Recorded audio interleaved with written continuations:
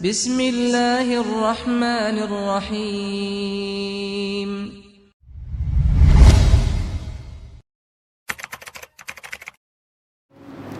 Bismillahirrahmanirrahim. Assalamualaikum warahmatullahi wabarakatuh.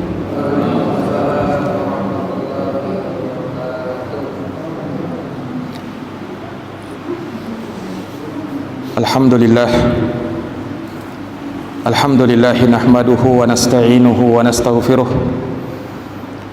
wa na'udzu billahi min syururi anfusina wa min sayyiati a'malina. May yahdihillahu fala mudilla lahu wa may yudlilhu fala hadiya lahu. Asyhadu an la ilaha illallah wahdahu la syarika lahu, lahul mulku wa lahul hamdu wa huwa ala kulli syai'in qadir. Wa asyhadu anna Muhammadan abduhu wa rasuluh.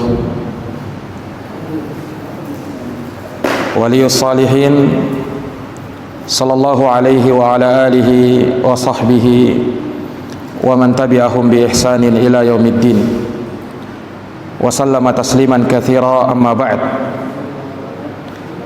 Qala Allah ta'ala fi kitabihil karim, a'udzu billahi minasy syaithanir rajim. Ya ayyuhalladzina amanu taqullaha wa qulu qawlan sadida yuslih lakum a'malakum wa yaghfir lakum dunubakum wa man yuti'illaha wa rasulahu faqad faza fawzan 'azima. Shadaqallahul 'azim. Ma'asyiral muslimin wal muslimat, hadirin wal hadirat, Bapak Ibu saudara saudari jamaah Masjid Al-Kautsar yang dirahmati dan dimuliakan oleh Allah. Alhamdulillahi bi ni'matihi tatimmus shalihat. Segala puji hanya bagi Allah yang dengan nikmat-nikmatnya tertunai segala amal-amal kebajikan. Salawat dan salam semoga terhatur limpahkan kepada junjungan kita Nabi Agung, Nabi besar Muhammad sallallahu alaihi wasallam, kepada keluarga dan para sahabat serta orang-orang yang senantiasa meniti jalannya sampai hari kiamat. Hadirin jamaah salat maghrib isya yang dirahmati oleh Allah, pada malam hari ini dengan taufik dari Allah Subhanahu wa taala kita kembali bisa bermuajahah, bertatap muka setelah sekian lama kita terhenti oleh karena pandemi virus COVID-19,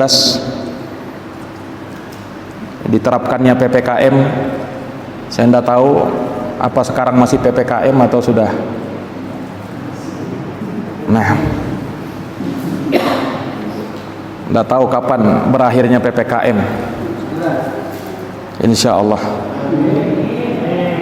Baik. Namun semua itu para hadirin yang dirahmati oleh Allah, hakikatnya adalah ujian. Manusia hidup di dunia, ujian dan cobaan pasti akan datang. Oleh karenanya Allah Subhanahu wa taala berfirman dalam Quran, "Walanabluwannakum bisyai'in minal khaufi wal ju' wa naqasin minal amwali wal anfusi wath thamarat wa basyiris sabirin." Walanabluwannakum, kata Allah, pasti kami akan berikan ujian kepada kalian, cobaan berupa apa?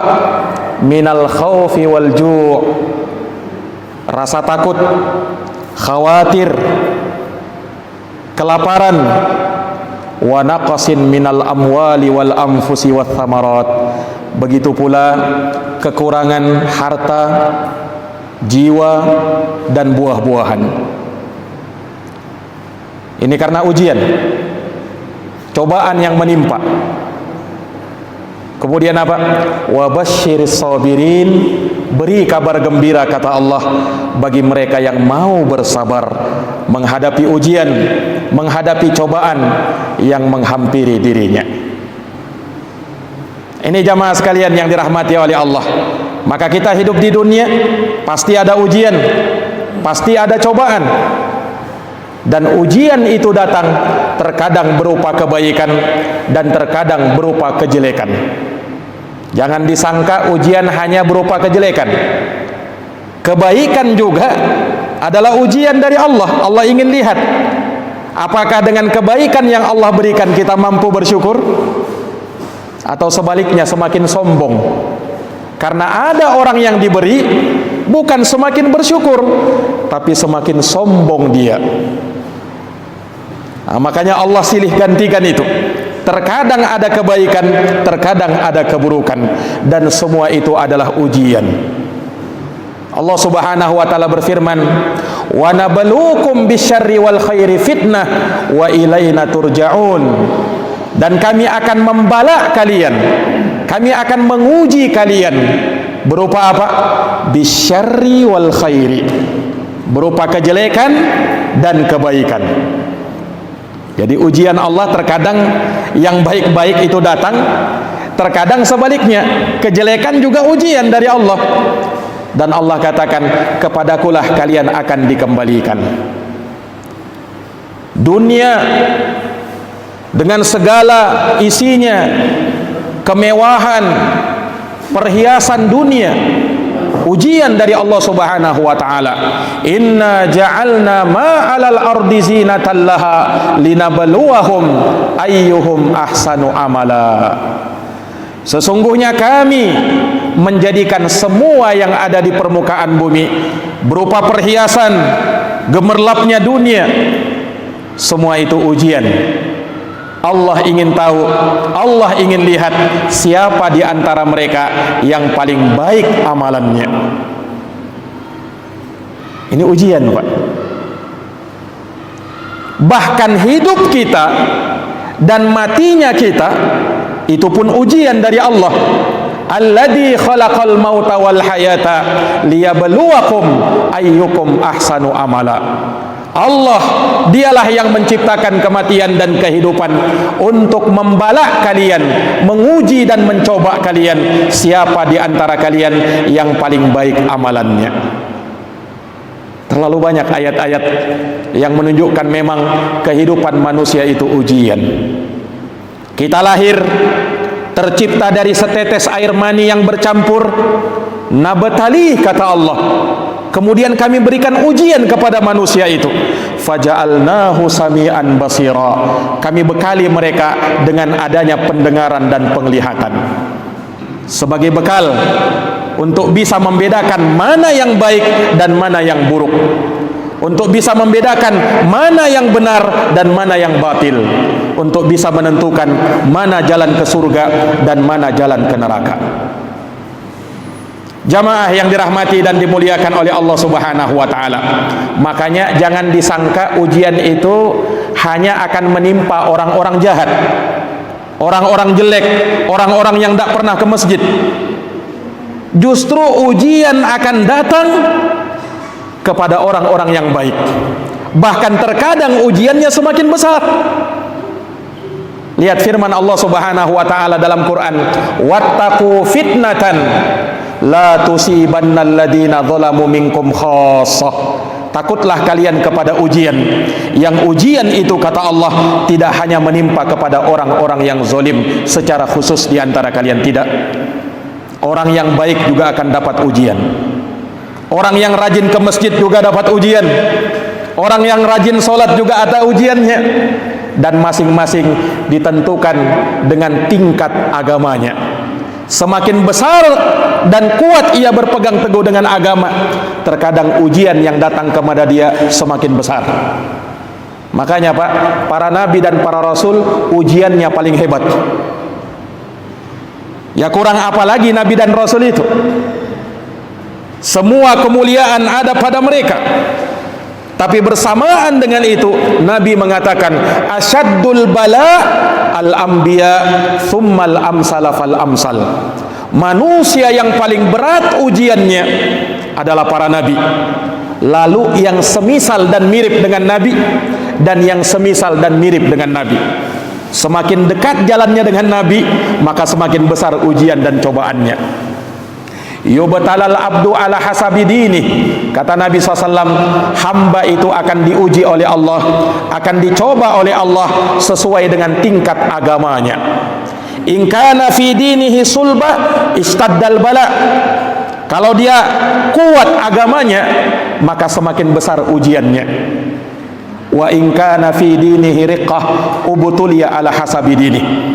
Dan kalau agamanya, tingkat kuatnya dia dalam berpegang teguh dengan agama rendah, maka ujian yang akan datang kepada dia sesuai dengan tingkat agamanya. Tapi apa? Wala yazalul abdu yabtalih, senantiasa hamba diuji dan dicoba oleh Allah hatta yatrukahu yamshi alal ard wa laysa alaihi min khati'ah, sampai dia pun berjalan di muka bumi dalam keadaan tidak menyandang satupun yang namanya dosa. Karena ujian hakikatnya menghapuskan dosa, ujian hakikatnya menggugurkan kesalahan. Andaikan kita mau sadar, andaikan kita mau bersabar. Nah, inilah orang yang beriman itu. Tidaklah ada musibah yang menimpa dia, bahkan kalau dia tersandung batu di jalan, tertusuk kakinya oleh duri, kalau dia bersabar, kata Nabi, maka itu menjadi penggugur dosanya. Sakit yang dia derita, penyakit yang ada dalam tubuhnya, kalau dia sabar, maka itu penggugur dosa bagi dirinya. Makanya kalau kita menengok orang sakit, kita disunnahkan mengucapkan la ba'sa, tidak masalah penyakitmu itu, tahurun, penyuci dosa itu, insya Allah, jika Allah menghendaki. Nah, ini jamaah sekalian yang dirahmati dan dimuliakan oleh Allah Subhanahu wa ta'ala. Maka ujian dan cobaan akan datang, ujian dan cobaan yang akan menghampiri. Semakin besar dan semakin kuat seorang itu berpegang teguh dengan agamanya, maka semakin besar pula ujian dan cobaan.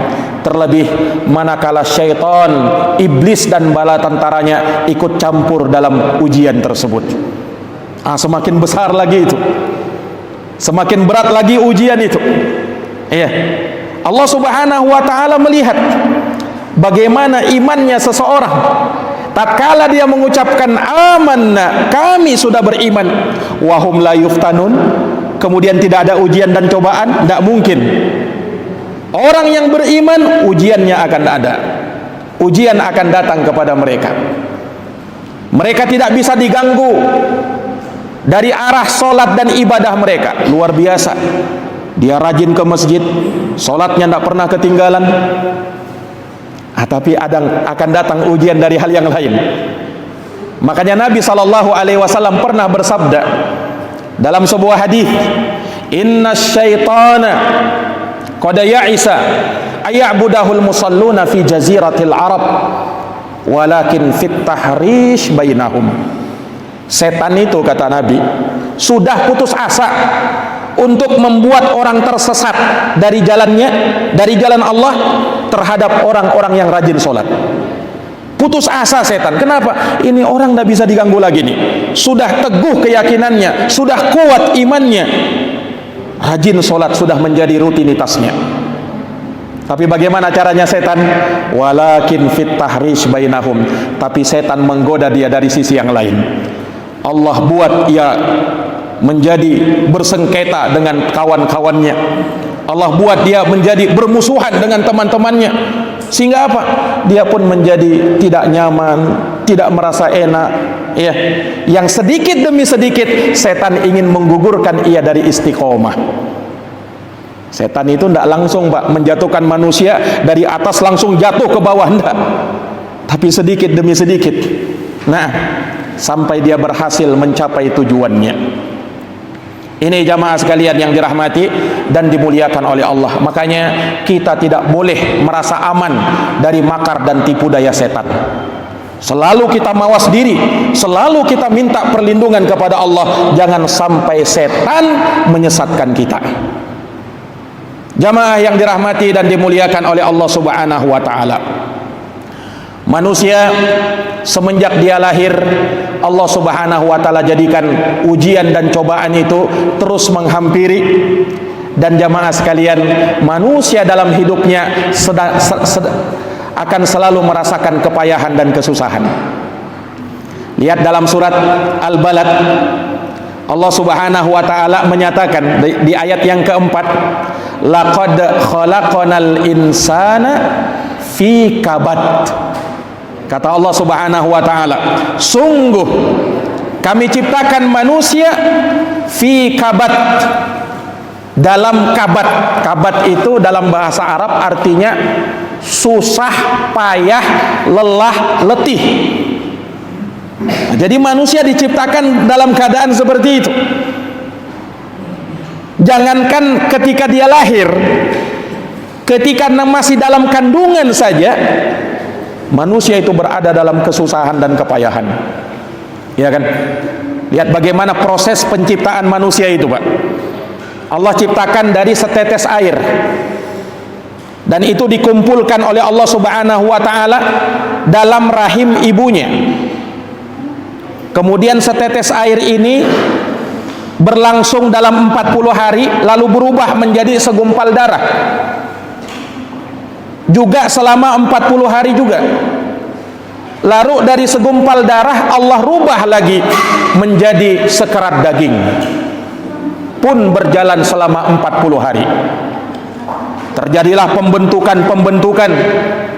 Pas umurnya genap 120 hari, 4 bulan Allah utus malaikat untuk meniupkan ruh padanya, dan ditetapkan 4 perkara, bikatbi ajalihi wa amalihi wa syaqiyun am sa'idun. Ditetapkan rezekinya, ajalnya, amalnya, bahagia ataukah tidaknya dia. Ini jamaah sekalian yang dirahmati oleh Allah. Dan lihat bagaimana manusia itu tatkala berada di dalam rahim ibunya, luar biasa, pembentukan demi pembentukan, kejadian demi kejadian. Dan tatkala dia lahir, maka luar biasa pula susahnya manusia itu dilahirkan. Ya kan? Makanya Allah mengatakan apa? Hamalathu ummuhu kurha wa wada'athu kurha. Ibunya mengandungnya dalam keadaan susah payah, dan dilahirkan pun dalam keadaan susah payah. Makanya luar biasa perjuangan seorang ibu itu tatkala dia melahirkan anaknya dalam keadaan meregang nyawa antara hidup dan mati. Luar biasa perjuangannya untuk melahirkan manusia ini. Subhanallah. Dan tatkala dia lahir, terjadilah pemotongan. Dipotong, Mbak, pusarnya. Nah, kemudian setelah itu dia menangis. Bayi yang lahir itu pun menangis. Ini sudah mulai, setan sudah menanamkan permusuhan kepada manusia ini. Makanya disebutkan dalam hadis bahwa tidaklah manusia yang lahir di dunia ini kecuali setan sudah menusuk pinggangnya. Karena itulah dia menangis. Kata Nabi SAW, menunjukkan bahwa setan sudah ingin menanamkan permusuhan kepada manusia ini, dan ingin dia lihat kapan dia nanti tumbuh dewasa, setan akan menyesatkan dia.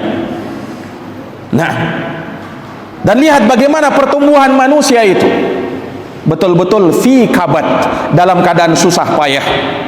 Nah, ketika masih kanak-kanaknya, terkadang ia jatuh sakit. Luar biasa sibuknya orang tuanya untuk mengobatinya. Tumbuh dia dewasa, bukan semakin berkurang kesusahan dan kepayahan ini. Justru ketika dia semakin dewasa, kesusahan, kepayahan, ujian dan cobaan semakin berat lagi. Lihat bagaimana dia harus bersekolah. Nah, kesusahan dan kepayahan itu tiba. Kemudian setelah itu dia harus bekerja. Datang saatnya dia harus menikah, punya istri, punya anak. Terus dalam keadaan fi kabad, berada dalam kesusahan dan kepayahan. Maka maha benar Allah dengan firman-Nya yang menyatakan laqad khalaqanal insana fi kabad. Sungguh kata Allah, kami ciptakan manusia itu dalam keadaan letih, dalam keadaan susah, dalam keadaan kepayahan. Jamaah yang dirahmati dan dimuliakan oleh Allah Subhanahu wa taala. Maka kalaulah kita sadar manusia hidup dalam kepayahan di dunia ini, maka cukuplah kepayahan itu di dunia saja. Jangan sampai dibawa ke akhirat. Kalau sampai dibawa ke akhirat, merugilah dia. Itulah firman Allah, amilatun nasibah tasla naron hamiyah. Manusia ini sudah beramal, bekerja, bersusah payah di dunia, tapi pada ujungnya, pada akhirnya apa? Apa yang terjadi? Ia pun masuk ke dalam neraka yang menyala-nyala, masuk ke dalam neraka yang panas. Jangan sampai seperti itu. Jamaah yang dirahmati oleh Allah, kalau kita melihat ujian dan cobaan rata, semuanya dapat. Mau orang muslim, orang beriman, orang kafir, orang jahat, ada ujiannya masing-masing. Orang kaya, orang miskin, ada ujiannya masing-masing. Kesusahan dan kepayahan akan menimpa mereka. Jangan disangka kepayahan itu, keletihan itu hanya dirasakan oleh orang-orang miskin aja. Orang kaya pun susah, orang kaya pun letih dan payah dia. Orang kafir pun demikian. Tapi apa bedanya para jamaah sekalian yang dirahmati dan dimuliakan oleh Allah? Allah mengatakan dalam Quran, in takunu ta'lamuna fa innahum ya'lamuna kama ta'lamun wa tarjuna minallahi ma la yarjun. Kalau kalian merasakan keletihan, kesusahan, kepayahan, sakit dan menderita kalian, maka mereka pun merasakannya sebagaimana yang kalian rasakan. Tapi bedanya, kata Allah, kalian mengharap di sisi Allah apa yang orang kafir tidak harapkan. Itu bedanya para jamaah sekalian. Ujian dan cobaan menimpa orang, tapi berbeda. Keletihan dan kesusahan menimpa siapa saja, tapi berbeda. Ada orang di malam hari, letih dia, susah dia, kepayahan dia. Mengapa? Dia qiyamul lail, dia baca Quran, dia ruku dan sujud kepada Allah. Letih, payah dia. Ada juga orang di malam hari, letih dan payah dia. Oh, ngapain dia? Berusaha mencuri, membobol rumah orang, merampok, atau joget di bar. Sama-sama susah kan, sama-sama kepayahan, tapi bedanya apa? Yang satu dapat pahala, yang satu dapat dosa. Ini jamaah sekalian yang dirahmati dan dimuliakan oleh Allah Subhanahu wa taala. Dan ingat, ujian dan cobaan, kesusahan dan kepayahan akan terus berlangsung. Bukan hanya hidup di dunia, bahkan tatkala hidup kita di akhirat, tatkala kita meninggal dunia, ujian dan cobaan akan terus berlangsung. Sampai kapan jamaah sekalian ujian dan cobaan ini berhenti?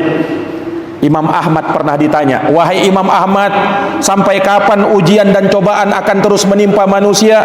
Sampai kapan kepayahan dan kesusahan akan terus menghampiri manusia? Kata Imam Ahmad rahimahullah, sampai manusia itu bisa menginjakkan kaki kanannya di dalam surga. Baru selesai yang namanya ujian dan cobaan, baru sudah habis sudah yang namanya keletihan dan kepayahan. Karena kalau di dalam surga tidak ada lagi yang namanya kesusahan, tidak ada lagi yang namanya kepayahan. Yang ada hanya kegembiraan, yang ada hanya kesenangan, yang ada hanya tawa dan ceria. Jamaah yang dirahmati dan dimuliakan oleh Allah, manusia di dalam hidupnya akan menjalani 4 alam. Alam rahim, itu yang sudah kita lewati bersama tatkala kita berada di rahim ibu-ibu kita. Alam dunia, nah ini yang kita sekarang berada di dalamnya. Alam dunia. Nah, alam dunia yang kita sekarang ini berada di dalamnya, itulah yang menentukan alam yang ketiga dan yang keempat, alam barzakh dan negeri akhirat. Masih ada 2 alam lagi. Makanya kalau orang sudah meninggal dunia, keliru kalau dikatakan dia telah beristirahat di tempat peristirahatannya yang terakhir. Bukan yang terakhir itu, masih ada kehidupan setelahnya. Masih ada pertanggungjawaban yang harus dipertanggungjawabkan. Ketika orang berpikir kalau sudah meninggal habislah sudah. Nah, ketika sudah meninggal sudah selesai perkaranya, habis sudah. Belum, justru itu awal perkaranya. Justru itu awal perkaranya. Kehidupan yang datang setelahnya lebih lama lagi, lebih luar biasa lagi cobaannya. Nah, di dunia ini kita sebentar aja, Pak. Umur kita antara 60 sampai 70 tahun kata Nabi. Di akhirat, itu sudah tidak bisa dibayangkan lagi. Akhirat kata Nabi SAW, bahkan kata Allah dalam Quran, fi yaumin kana miqdaruhu khamsina alfasanah. Sehari bagaikan 50.000 tahun di dunia. 50.000 tahun, Pak. Nah, itu baru sehari. Jadi tidak bisa dibayangkan bagaimana masa-masa penantian itu. Dan kalau kita sudah meninggal, hidup di alam barzakh, entah mendapat nikmat ataukah azab, sampai kapan? Wallahu a'lam, hanya Allah yang tahu. Sampai tegak hari kiamat. Kapan itu hari kiamat? Wallahu a'lam, hanya Allah yang tahu. Jamaah yang dirahmati dan dimuliakan oleh Allah Subhanahu wa taala. Makanya di antara ujian terberat dalam kehidupan manusia tatkala dia meninggal. Tatkala dia meninggal, setan dan iblis akan berusaha menggoda anak cucu Adam itu sampai dia meninggal dunia. Makanya pernah disebutkan Imam Ahmad rahimahullah, muridnya Imam Syafi'i. Imam Ahmad ya pernah disebutkan ketika berada dalam kondisi yang berat, ya, maka setan datang kepada beliau. Imam Ahmad luar biasa, keilmuannya luar biasa, ya, ibadahnya luar biasa. Imam Ahmad bin Hambal rahimahullah. Setan datang kepada dia. Kata setan, wahai Ahmad bin Hambal, kamu sudah menang. Saya setan sudah kalah. Kamu yang hebat, saya sudah kalah. Kata setan ini setan pintar, Pak. Mungkin sekilas ucapannya ini seakan-akan oh betul, tapi maksud setan apa? Ingin menggoda Imam Ahmad supaya apa? Supaya takabur, supaya sombong, supaya ujub. Oh memang saya yang hebat, kamu setan sudah kalah. Nah, supaya Imam Ahmad dipancing untuk mengucapkan itu. Tapi apa kata Imam Ahmad ketika digoda seperti itu? Belum, wahai setan, kamu belum kalah dan saya belum menang. Karena saya masih hidup sekarang ini. Ujian dan cobaan akan selalu menghampiri saya sampai saya meninggal dunia. Baru ditentukan mana yang menang, mana yang kalah. Kalau saya masih hidup, kamu wahai setan belum kalah dan saya belum menang. Lihat bagaimana Imam Ahmad menepis godaan setan itu. Lihat bagaimana pintarnya setan itu, Pak. Membuat orang kalah, membuat orang jatuh. Ketika sudah ujub, ketika kita sudah takabur, sombong, habis semua amalan kita. Ya, itu kan yang dimaukan oleh setan. Nah, itu yang dimaukan oleh setan. Para jamaah yang dirahmati dan dimuliakan oleh Allah Subhanahu wa taala. Makanya ketika manusia berada di dalam ujian dan cobaan, setan akan datang kepada dia, membuat dia terlena dengan ujian dan cobaan tersebut. Akhirnya dia kalah dan jatuh dari istiqomahnya. Wal'iyadzubillah.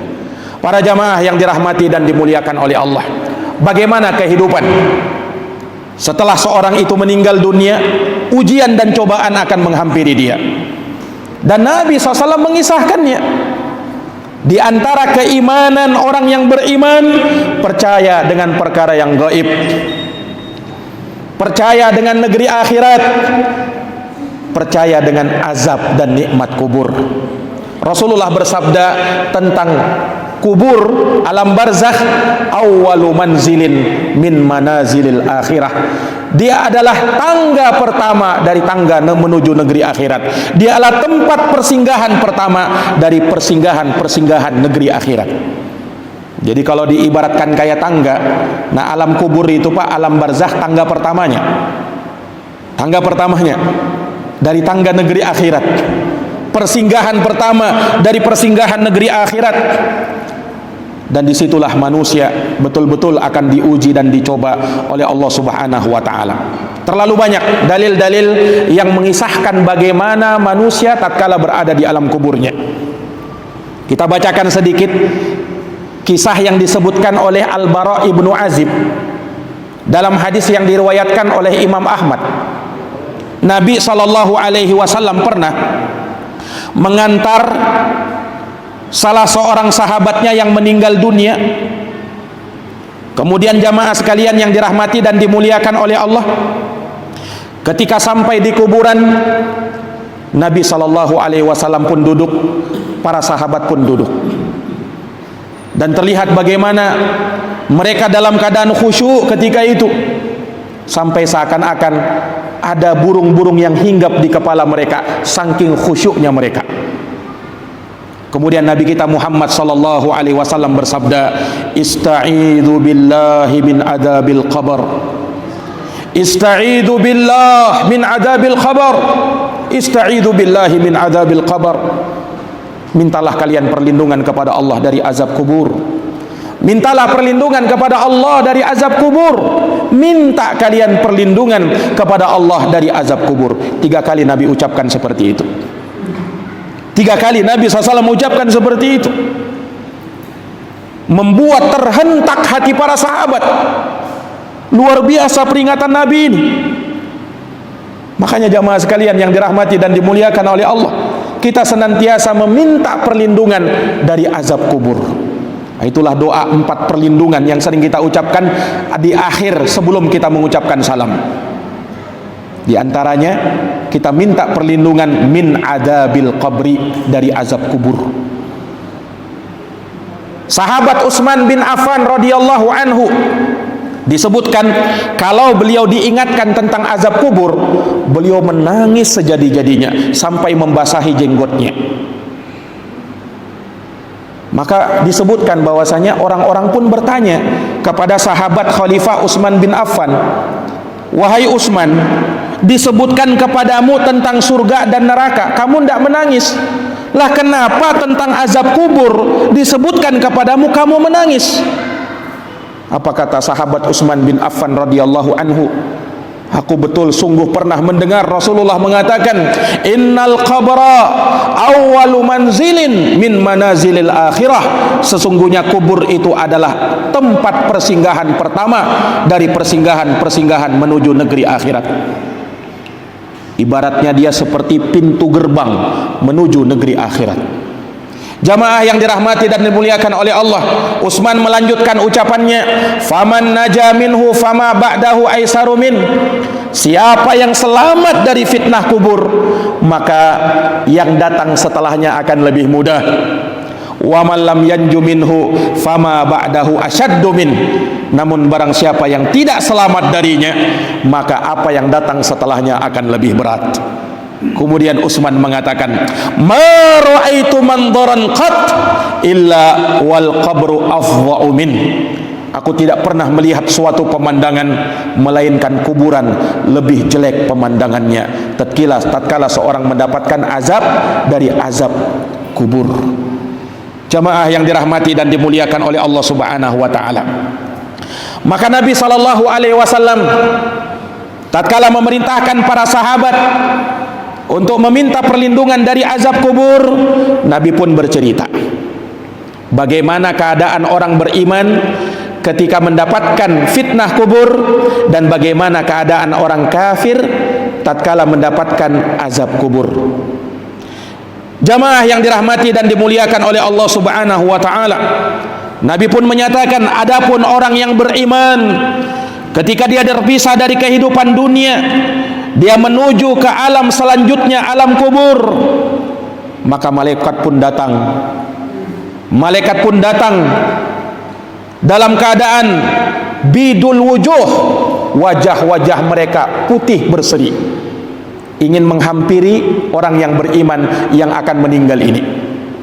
Maka malaikat pun duduk sejauh mata memandang, menunggu kedatangan malakul maut, malaikat pencabut nyawa.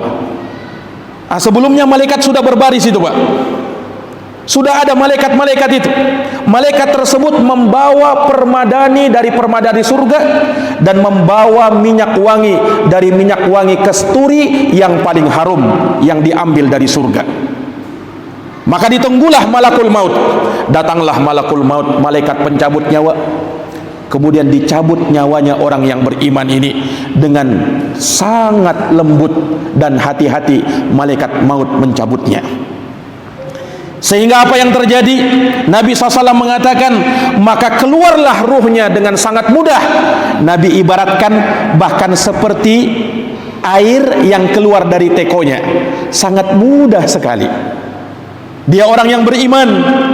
Maka tatkala malaikat maut mencabutnya dan mengambilnya, maka malaikat-malaikat yang sudah berbaris tadi tidak membiarkan malaikat maut, langsung dia ambil ruh tadi, ruh orang yang beriman tadi, dia letakkan di atas permadani dari surga, kemudian dia berikan wangi-wangian kepadanya, dan keluar dari ruhnya orang yang beriman tadi bau wangi yang sangat semerbak. Maka diangkatlah ruh ini ke langit, Pak. Diangkatlah dia ke langit. Kemudian tatkala tiba di langit yang pertama, malaikat penjaga langit pertama mengatakan, siapakah ruh yang harum ini? Siapakah dia? Sungguh dia membawa kebaikan. Siapa orang ini? Maka disebutkanlah oleh malaikat yang membawanya namanya dengan namanya yang paling indah tatkala dia hidup di dunia. Dia Fulan bin Fulan. Disebutkan namanya dan nama bapaknya. Maka apa yang terjadi? Dibukakanlah pintu langit pertama, dan malaikat penjaga pintu langit pertama mengabarkan kepada malaikat penjaga pintu langit kedua akan datangnya nanti seorang ruh yang sangat harum ini, ruhnya orang yang beriman ini. Tatkala dibukakan pintu langit pertama, maka naik lagi ke langit yang kedua. Sama seperti tadi, malaikat penjaga langit kedua mengatakan, siapa ruh yang sangat harum ini? Sungguh dia telah membawa kebaikan. Disebutkan namanya yang paling harum, yang paling baik tatkala hidup di dunia. Terus seperti itu, langit ketiga, langit keempat, langit kelima, sampai langit ketujuh. Kemudian Allah Subhanahu wa taala berfirman, "Uktubu kitab abdi fi illiyin." Tulislah catatan amal hambaku ini di dalam illiyin. Itulah yang menghimpun amal baik manusia. Ya, wa aiduhu ilal ard. Kemudian kata Allah, kembalikanlah dia ke dunia. Fa inni minha khalaqtuhum wa fiha uiduhum wa minha ukhrijuhum taratan ukhra. Karena kata Allah, aku ciptakan mereka dari tanah, kemudian aku akan kembalikan mereka ke tanah, dan aku akan keluarkan mereka nanti pada hari kiamat juga dari tanah itu sendiri. Maka dikembalikanlah ruhnya ke jasadnya. Nah, itulah tatkala manusia mengantar ia ke kuburannya, tatkala mengantarkan jasad ini ke kuburannya, ruhnya sudah dikembalikan. Dan sungguh kata Nabi SAW, ruh ini mampu mendengarkan suara sendal orang-orang yang mengantarkannya tatkala dia pulang. Dia mampu mendengarnya. Maka apa yang terjadi? Datanglah dua malaikat Allah Subhanahu wa taala. Malaikat yang kita kenal dengan malaikat Munkar wa Nakir. Inilah yang akan bertanya kepada ruhnya orang ini. Pertanyaan malaikat mudah. Sekarang pun kita bisa jawab. Apa pertanyaan malaikat? Man rabbuk? Siapa Tuhanmu? Wa ma dinuk? Apa agamamu? Wa man nabiyuk? Siapa nabimu? Dalam sebagian riwayat ada pertanyaan keempat. Wa ma ilmuk? Apa ilmumu? Ini kan pertanyaan ini, jangankan kita anak TK bisa jawab. Tapi pertanyaan seperti ini, Pak, dijawab bukan dengan kefasihan lisan kita, tapi dengan amal kita. Kalau orang kafir ditanya seperti itu, jawabannya apa? La adri, saya tidak tahu. Harus bilang apa saya? Saya mengatakan mendengar orang berkata begitu, saya pun ikut mengatakannya. Tidak bisa dia jawab. Tapi orang yang beriman apa? Mantap jawabannya, dikokohkan oleh Allah. Dia mengatakan, Rabbi Allah, Tuhanku Allah, wa dinil Islam, agamaku Islam, wa Nabi Muhammad SAW, Nabiku Muhammad SAW, ilmuku Quran, aku baca, aku amalkan. Mantap jawabannya. Maka dengan itu jamaah sekalian yang dirahmati oleh Allah Subhanahu wa taala, dia pun dihamparkan dengan hamparan dari surga.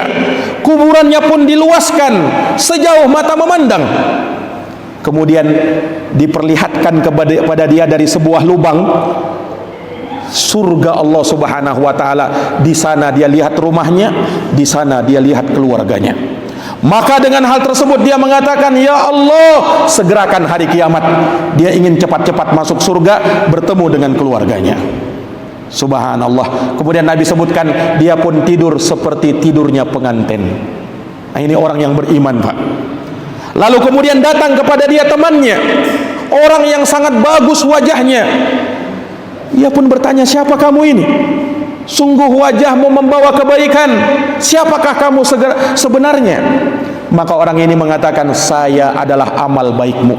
Dulu kamu di dunia adalah orang yang baik, saya akan temanin kamu di sini. Subhanallah. Jamaah yang dirahmati dan dimuliakan oleh Allah, ini orang yang beriman. Bagaimana orang kafir? Sudah masuk, Pak? Sudah Isya atau belum?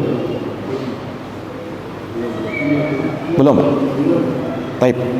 Saya lanjut sedikit, Pak ya. Para jamaah sekalian yang dirahmati dan dimuliakan oleh Allah, orang kafir sebaliknya. Tatkala jamaah sekalian yang dirahmati dan dimuliakan oleh Allah, jasadnya orang kafir, naam, tatkala ia sudah berada dalam sakarat, apa yang terjadi? Sama seperti tadi, malaikat-malaikat Allah turun dari atas langit. Tapi malaikat, kalau yang tadi orang yang beriman, bidul wujuh, wajah mereka putih berseri. Kalau ini tidak sama seperti tadi. Malaikat yang lain yang Allah Subhanahu wa taala utus, dia membawa permadani bukan dari surga, permadani dari api neraka yang berbau sangat busuk. Maka datanglah malaikat ini, duduk di dekatnya sejauh mata memandang, menunggu datangnya malakul maut, malaikat pencabut nyawa. Datang malaikat maut, kemudian mencabut nyawanya dengan sekencang-kencangnya, dengan sekeras-kerasnya. Maka apa yang terjadi? Jamaah sekalian yang dirahmati oleh Allah, keluarlah ruhnya dalam keadaan keluar aroma bau yang sangat busuk. Kemudian malaikat-malaikat yang diutus oleh Allah tadi langsung mengambil ruh tadi, dibawa ke atas langit. Apa yang terjadi? Tatkala dibawa ke atas langit, malaikat penjaga langit pertama mengatakan, siapa ruh yang sangat busuk ini? Sungguh dia membawa kejelekan. Siapa dia? Disebutkan namanya dengan namanya yang terburuk tatkala ia hidup di dunia. Dia si fulan bin fulan. Dia orang yang jahat, dia orang yang kafir, dia orang yang durhaka. Maka malaikat penjaga pintu langit pertama tidak mau membukakan pintu langit pertama. Maka apa yang terjadi? Iya, dihempaskan ruhnya, dikembalikan kepada jasadnya. Maka kata Nabi SAW, dia dihempaskan jatuh dari atas langit, persis seperti firman Allah, orang yang melakukan kesyirikan bagaimana keadaannya? Wa may yusyrik billah faka'annama kharra minas sama fatakhtafuhu at-tayr aw tahwi bihi ar-rihu fi makanin sahiq. Orang yang berbuat kesyirikan kepada Allah seakan-akan dia jatuh dari atas langit, lalu disambar oleh burung dan dihempaskan oleh angin ke tempat yang sangat jauh. Seperti itu dia jatuh, seperti itu dia dikembalikan ke jasadnya. Tatkala dia kembali ke jasadnya, sungguh kata Nabi, dia bisa mendengar suara sendal orang-orang yang mengantarnya. Datanglah dua malaikat, sama tadi, Munkar dan Nakir. Disebutkan dalam riwayat aswadani azraqani, dua malaikat yang datang ini hitam kebiru-biruan. Ini kata Nabi SAW. Kemudian bertanya kepada dia dengan suara yang menggelegar. Pertanyaannya sama, Pak, seperti pertanyaan orang yang beriman tadi. Siapa Tuhanmu? Apa agamamu? Siapa nabimu? Apa ilmumu? Itu yang ditanya malaikat. Tapi karena dia kafir, durhaka, tidak ada amal solehnya, dia hanya mengatakan, ha la adri sami'tun nasa yaquluna syai'an faqultu, saya tidak tahu, aku mendengar manusia berkata begitu, aku pun ikut mengatakannya. Maka apa yang terjadi? Malaikat Munkar dan Nakir yang sudah membawa gada, yang gada ini kata Nabi SAW, ya, kalau dipukulkan ke gunung, gunung rata menjadi tanah, bukan jadi kerikil, Pak ya, jadi tanah. Ini gada yang dibawa malaikat Munkar dan Nakir itu, dipukulkan ke jasadnya orang tadi, ke ruhnya orang tadi. Apa yang terjadi? Ya tentunya kata Nabi SAW, dia berteriak dengan teriakan yang sangat kencang, semuanya mendengar kecuali ats-tsaqalain, jin dan manusia, itu yang tidak mampu mendengar. Kata Nabi SAW, kalau mereka mampu mendengarnya, la sa'iq, niscaya manusia itu akan pingsan. Kalau mampu mendengar suara teriakan orang yang disiksa di kuburnya, wal'iyadzubillah. Kemudian disempitkan kuburnya, kata Nabi SAW, sampai tulang belulangnya, tulang rusuknya saling menyatu satu sama lain. Disempitkan kuburannya, lalu dibukakan lubang ke neraka. Dia melihat dan mencium bau busuk neraka itu. Dia lihat tempatnya di dalam neraka. Dia pun mengatakan, ya Allah, jangan kau segerakan hari kiamat. Jamaah sekalian yang dirahmati oleh Allah. Kemudian datang kepada dia seseorang yang berwajah sangat buruk rupa, bau busuk. Dia berkata, siapa kamu ini? Sungguh wajahmu membawa kejelekan. Dia mengatakan, saya amal jelekmu. Dulu kamu tatkala di dunia, kamu adalah orang yang buruk amalnya. Nah, saya yang akan menemanimu sampai hari kiamat.